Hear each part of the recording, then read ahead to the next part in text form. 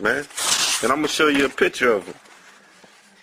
This is a picture that they drew of him. Notice in his hand, he got a scepter, and it has the sign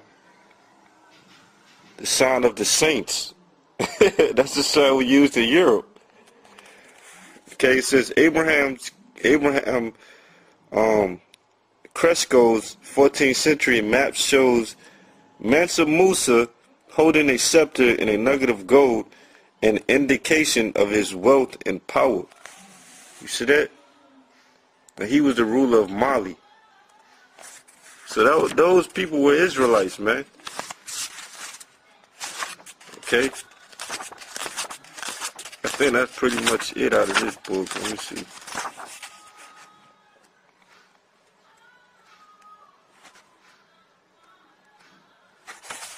That's pretty much it. I don't want to get into all the laws and stuff like that. Then the video going to be super long. It's already long. I'll show you some of these women, though.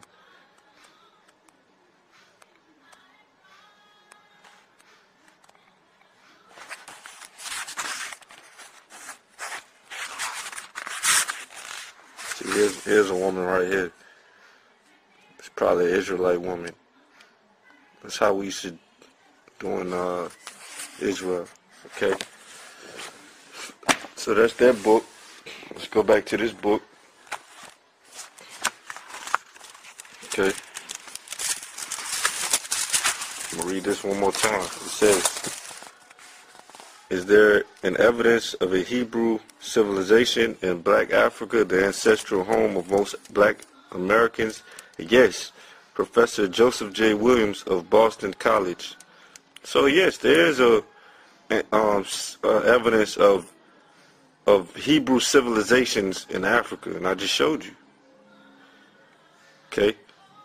It says the ancient Hebrews are parent stock from which the ancient Ashanti and related West Africans evolved. Okay, and that's basically it, man. You know, we are the white man knows who we are. Okay. All right. And I'm gonna read about this people called the Fulani people, and I'm gonna show you a picture of them. It says the Hebrew flavor is one of many put in soap, which seem to permeate many of the Fulani customs, has been recorded by observers. Okay. Okay, now what you're looking at is two Fulani women in West Africa. Okay. This is probably around the 1900s. So this is the people in West Africa that we came from. These are Israelites. Okay. And if you look at them, they're fully clothed. Okay. They're dressed, okay, properly. They're fully clothed, you see. They're not like all naked and shit like the white man say we were in Africa. They're clothed. We were civilized in Africa, man. Remember we read earlier about the white man's propaganda. Okay? We had clothing, okay? So we about to read about these people real quick. Okay, it says Maurice Adobe, a French historian, asserts that the Shemitic origin of the Fulani of Niger cannot be questioned. He believes Jews from North Africa also joined their brethren many years later in the 2nd century AD to found the Empire of Ghana. Okay, then I was an ancient empire in Africa. Not ancient, but... Okay, it says, skip down, it says, Captain de Gorigdan, who lived for several years among the Fulani in the Senegal-Gambia region, or Senegambia, as it was once called, Mortal says that Garden was particularly struck by their peculiar knowledge of Jewish history.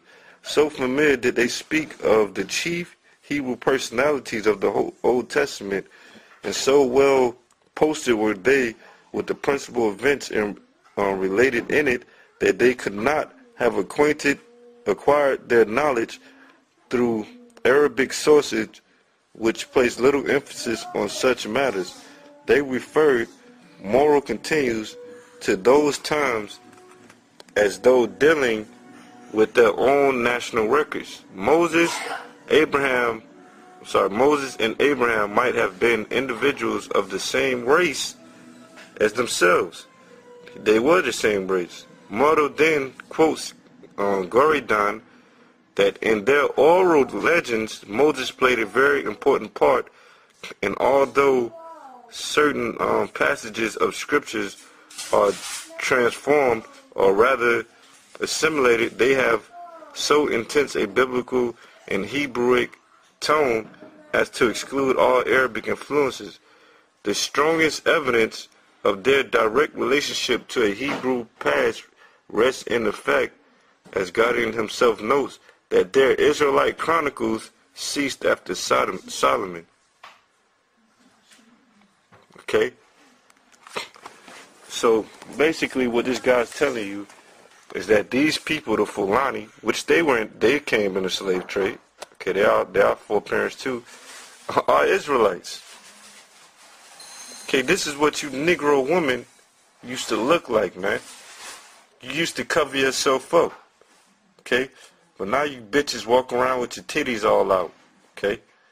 You don't want to cover yourself up, all right?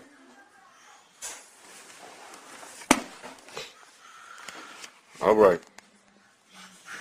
So okay, Isaiah chapter 2, verse 2. And it shall come to pass in the last days. Where's the last days? Right now is the last days. It shall come to pass in the last day that the mountain of Yahweh's house, now the mountain of Yahweh's house, mountain represents the government. Now that government is the elect, the brothers that you see out there teaching. Okay, in the mountain of Yahweh's house, meaning the elect or the ruling class, the government of Israel, shall be established in the top of the mountains. Shall be established. What's the top of the mountains?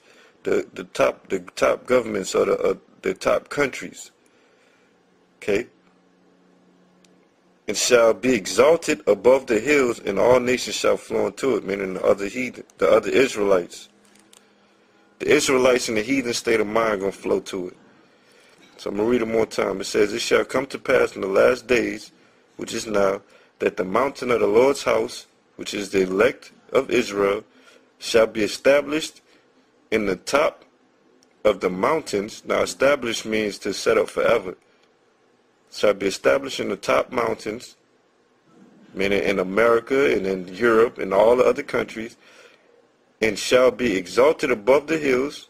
Amen. The Most High is exalting the elect and his government and his people, which is Israel, above all the other nations. It says, and all nations shall flow unto it, meaning all the Israelites that are in the other nations shall flow to it. Okay? Get Isaiah 14 and 2, and then we're going to wrap it up. Isaiah 14 and 32 says, what shall one then answer the messengers of the nation? Now the messengers of the nation are the people of America, the Edomites and the Negroes and all other nations. It says, what shall one answer the messengers of the nations? That the Lord had founded Zion. Yahweh had founded Zion, and the poor of his people shall trust in it. So that's the message, man. The Most High has founded his people Israel, and the white man know who we are, and we're about to rule this earth. Okay?